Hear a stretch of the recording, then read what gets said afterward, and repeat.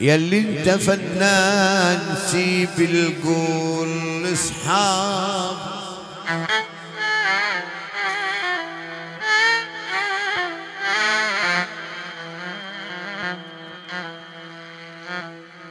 ياللي انت فنان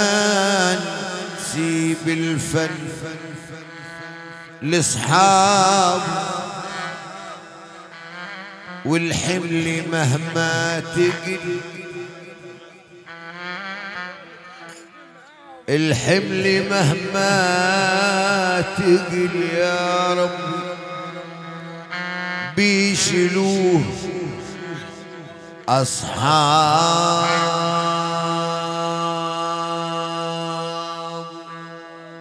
على طولة الزمان الحق يوصل أصحاب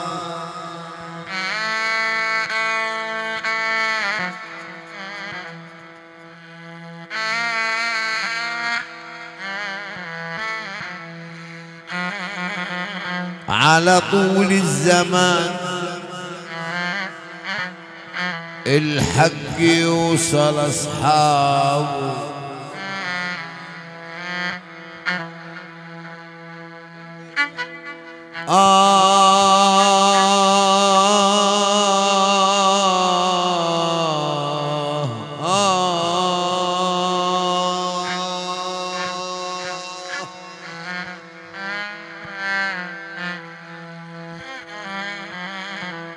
فضلت اقول تعب ويايا حليتي المال ما لقيت حد ويايا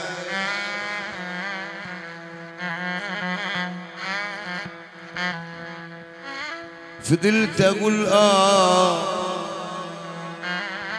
تعب ويايا حمليتي المال ما لقيت حد ويايا اعتب عليك يا زمن ولا اعتب على الايام اعتب عليك يا زمن ولا اعتب على الايام ولا اعتب على اللي انظلم يا حسن من الدنيا والايام والدنيا والوقت بكوا 7 سنين وايام وفضلت اقول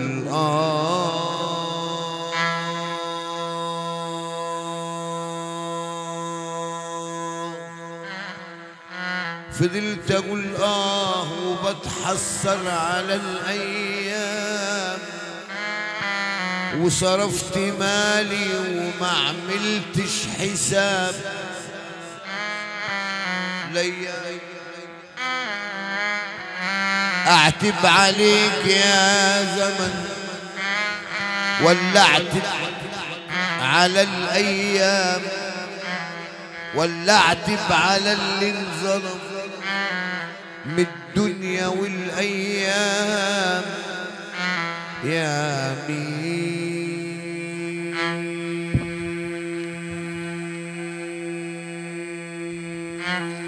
ندامة علي يا ميت ندامة على الأصيل الجلعان المخلص لما تمل عليه ليام وفضلت اقول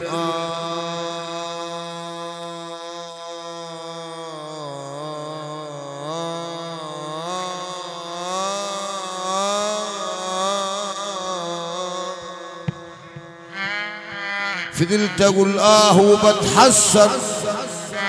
على الايام وصرفت مالي يا عمي وما عملتش حساب ليا والفقر مش عيب العيب حوجة الايام الفقر مش عيب يا عمي يعني الفقر عمره للراجل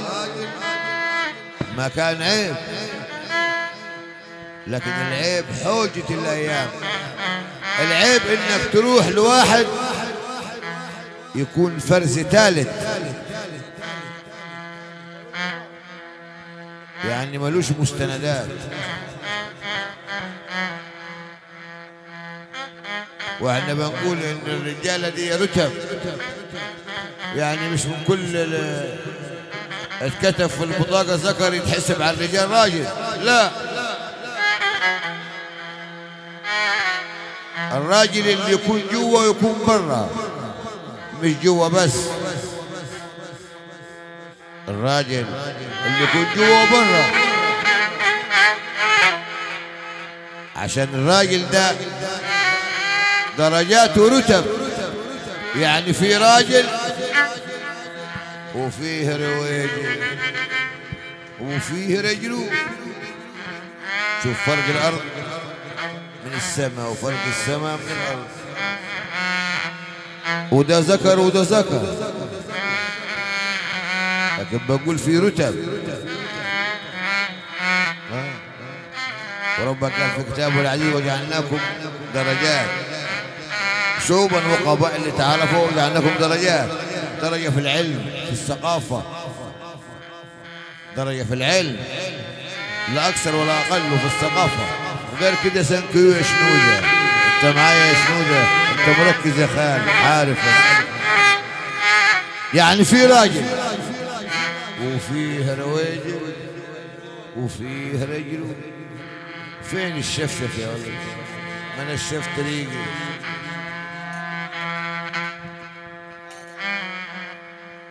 الراجل معروف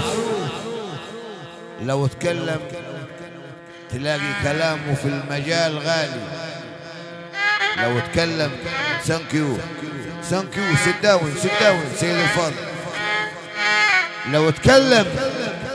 تلاقي كلامه في المجال غالي ولو نقل ينقل نقل عالي يعني لو قصدته في حكاية وقال لك خلصانة بفضل الله تخلص مش شغل عفوا لقد نفذ رصيدكم وهذا التليفون غير متاح الكلام ده يختلف وعلى فكرة ولما تقصدوا في حكاية الراجل يسد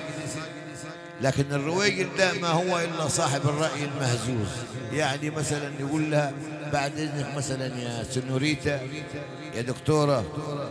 يا ست الكل أروح مثلا أتفرج على مباراة الأهلي والزمالك تقول له طيب سيب الحكاية دي الوقوقة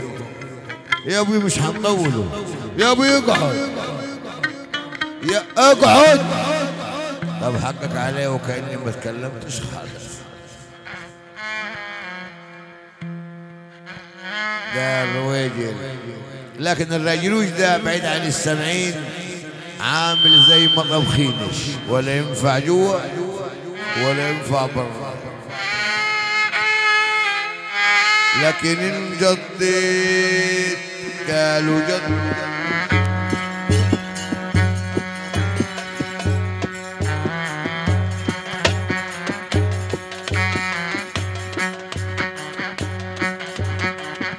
أنا انجديت قالوا جد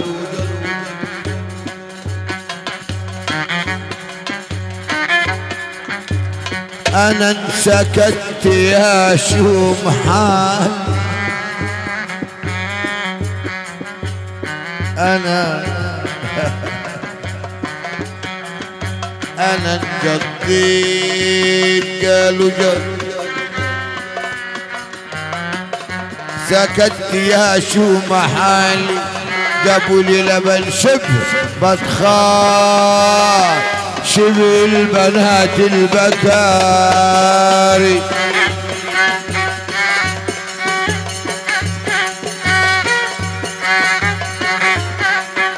قال انا ابو زيد جمل المحامي ابو العروض النظيفة عمري على الحق ما امين ابويا رزق امي شريفة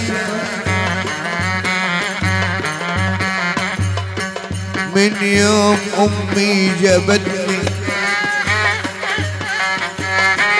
من يوم امي جابتني لبس نظيف الخلايق من يوم امي جابتني لبس نظيف الخلايق فيش يوم امي هونتني بعيني مراقب خلايق ابو عفيفي وصابت اللي زي العسل والمقاول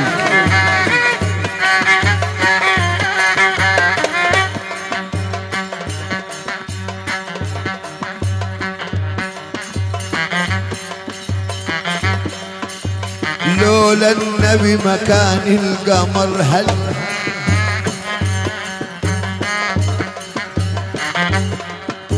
لولا النبي مكان القمر هل جمال في البر هامت ما كانش في ليل ولا نهار ولا ناس صلت وصامت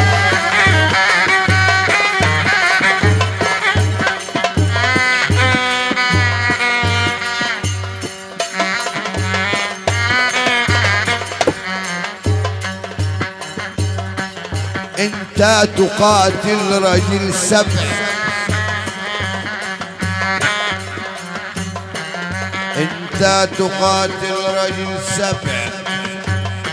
خليفة ما يبهاش واصل وده راجل واقف قبل ناج ما بيخاف من خصم واصل ابو عفيف ربنا يبارك فيه والصعبة جميلة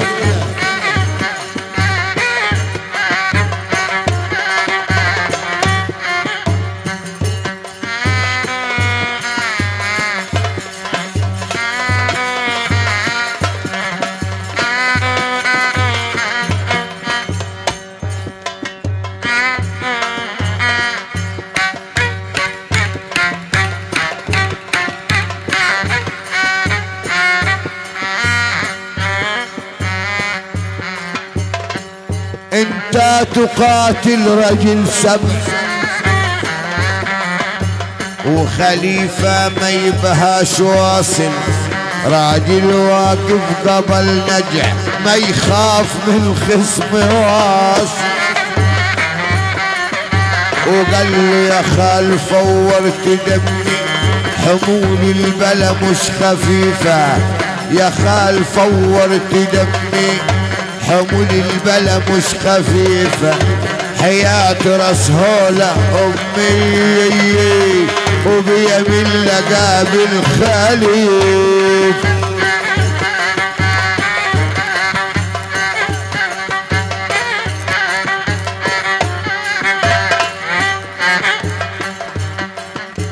وهلال الكحيلة وعادلها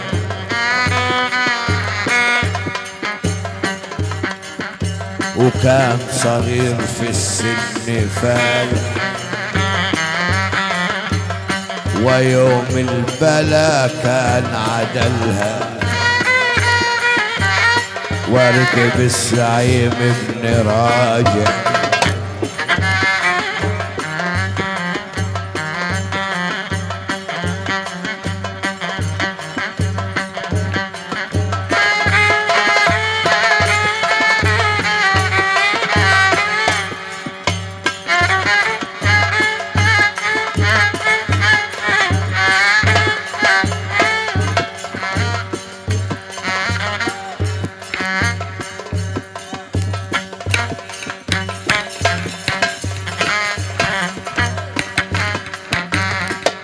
ركب على الكحيلة وقال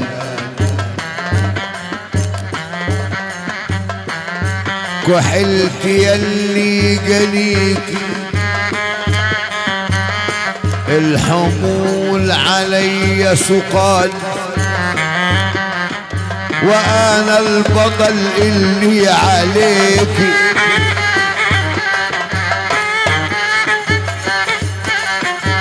وانت انهضمت بخسيش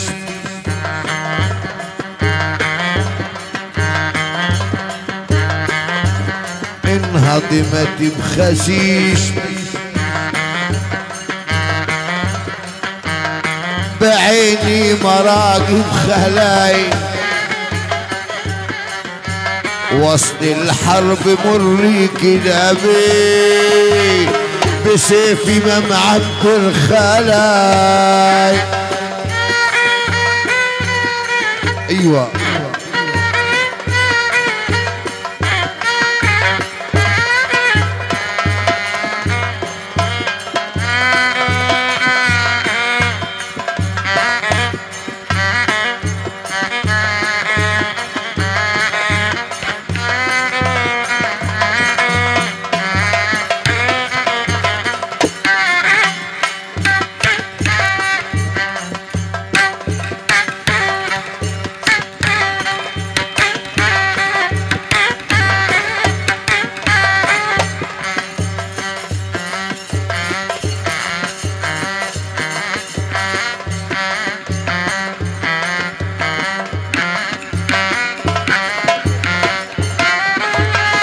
وعباد ليك ابو عباس يا حبيبي.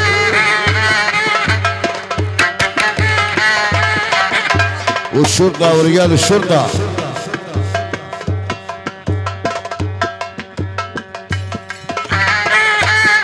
وتحية لخالد ابراهيم ربنا يشفي عنه يا رب.